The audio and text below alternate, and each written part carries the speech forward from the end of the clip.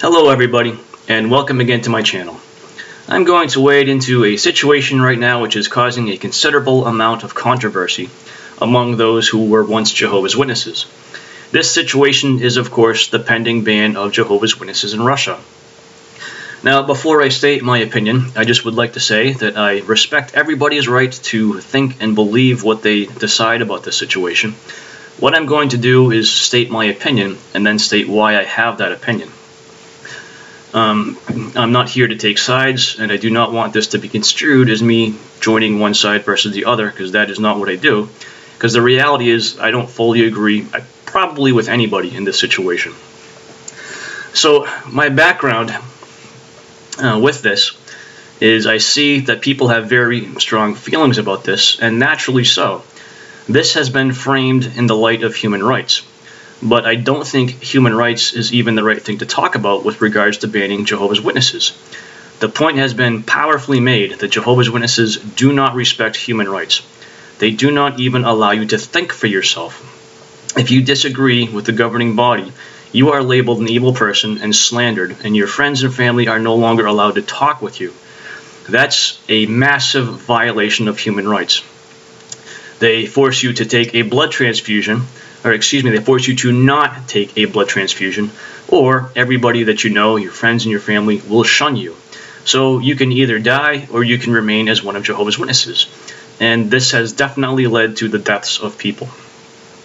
They have caused people to stay in abusive relationships. Elders on power trips have emotionally abused people in the congregation. Jehovah's Witnesses have a long track record of not reporting pedophiles, many of which they actually have files on. The Australian Royal Commission dug into that in Australia, and there's more places in the world than just Australia where that's happening, as is obvious by the number of lawsuits currently going on in the US. So there is a very strong argument that Jehovah's Witnesses, the organization, the Watchtower organization, has no respect for human rights and in fact strips their members of human rights. Therefore, this discussion, in my opinion, is not about the human rights of the Watchtower. In my mind, this is a discussion about whether or not the ban will actually achieve its purpose. So I say this because in my line of work, when things break, what I do is I go and investigate the problem to figure out why it broke so I can fix it so that it won't break again. And it turns out that what appears to be the problem is not always the root cause of the problem. Sometimes it's just a symptom.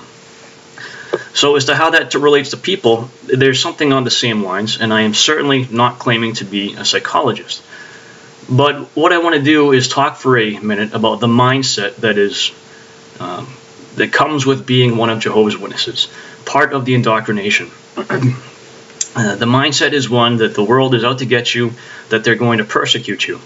So my number one issue with the ban is that when a government bans the Watchtower, you right away have reinforced their persecution complex. So the point has been made that if there were a ban, this might be an easy out for some people that are trying to leave, and that may be true. However, this may lock others even deeper into the religion. And if we look back in my lifetime, there used to be a ban on the Watchtower back in Russia, back before the Berlin Wall fell, back before the days before the Iron Curtain.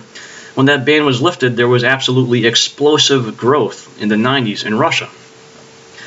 So I've heard of cases where bans have been effective. The Son of Thunder posted a comment on a video where there was a ban in Egypt and they wound up closing the branch. Was that the reason? Maybe, I don't know. There are cases where bans could perhaps be effective. I do not think, though, that will be the case in this particular context. I'll tell you what, if a ban would work and would cause people to, would allow people their freedom and would dry up the pool for the Watchtower, I would totally support it.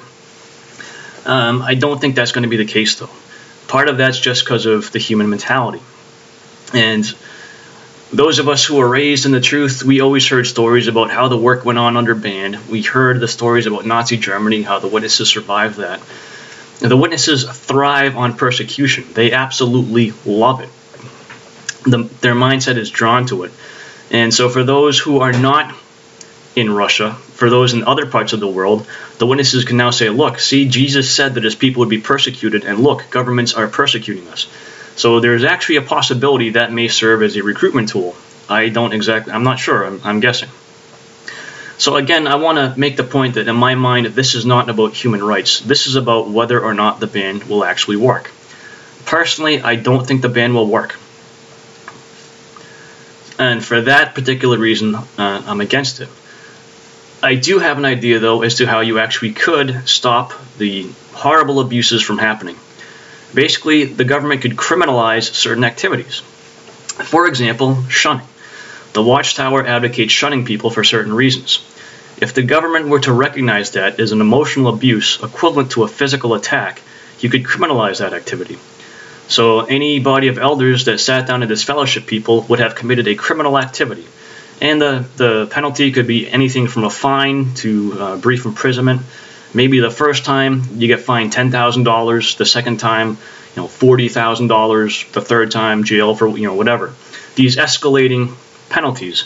And on top of that, when a disfellowshipping occurs, the organization that supported that policy would also be fined, but a bigger number, maybe $100,000. So in that scenario, put yourself in the shoes of an elder who's going to sit on a judicial committee. You know that if this is your first time doing it, if you disfellowship this person, you're going to get fined $10,000. How many elders do you think can afford to pay that fine? If it's your second time, $40,000, how many elders can afford to pay that? And for the number of people disfellowshipped, how much money would the society be spending? They would not be able to afford to maintain that policy. You would see that policy go away pretty quick, I would imagine. You could do similar things with a blood transfusion. That one is more severe, so you would have to escalate the fine. The initial fine could be perhaps third-degree murder, or complicit in manslaughter, negligent manslaughter, something that is extremely serious. And a similar fine could get levied on the organization for advocating such a policy. With hiding the abusers of children, same thing. Criminalize the activity. So the reason that I'm taking this viewpoint is that you cannot make ideas illegal. In the United States, you can still be part of hate groups. Hate groups are not right. Nobody except for crazy people will ever think that hate groups are right, but they exist. They exist in all parts of the world. You cannot outlaw thinking stupid thoughts. People will continue to do it. However, you can outlaw criminal activity, and you can penalize criminal activity. So my problem with the ban is that what they're trying to do is they're trying to outlaw thoughts. And no matter how wrong, no matter how destructive those thoughts are, outlawing those thoughts will just convince people that they're right and will keep people thinking them. So instead of outlawing the thoughts, I would rather that somebody would outlaw the criminal activity and prosecute the criminal activity. In addition to that, I believe the best way to protect people from becoming susceptible to being recruited by a cult is through education and is through providing them mental health assistance so that when they get into a position where they're recruitable, they have better tools to be able to handle their emotional and mental states. I think that a solution like that would work. And instead of being a ban, that would basically amount to taking the teeth and the fangs out of the Watchtower organization. Most of us who have left, those are our biggest gripes with the organization. We don't care if people believe crazy things, but we do care when they believe destructive things that destroy your life, that cause people to be abused, that cause emotional damage, that steal your life from you, that are hurtful. So instead of banning the thought process, you should criminalize the activity that is abusive and pursue that. So that would be my opinion, and I respectfully submit that.